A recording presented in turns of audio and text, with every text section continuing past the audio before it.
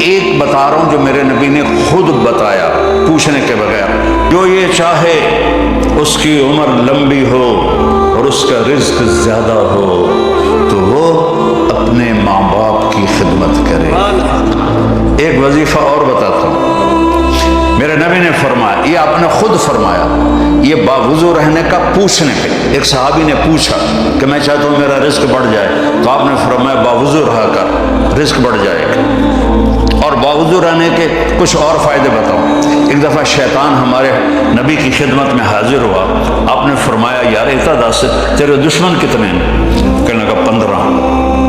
تو آپ نے فرمایا کون؟ کہ پہلے تو تسی ہو، پہلے دشمن تو میرے تسی۔ پھر اس نے فہرست گنائی، بات لمبی ہوتی جا رہی، اس نے کہا پھر وہ مومن مرد اور عورت جو باوضو رہتے ہیں وہ میرے بڑے دشمن ہیں، ان سے مجھے ڈر لگتا ہے۔ اور باوضو سو جاؤ تو موت آ گئی تو شہادت کی ہوگی، باوضو سو جاؤ تو ایک فرشتہ تمہارے لیے دعا کرتا رہے گا،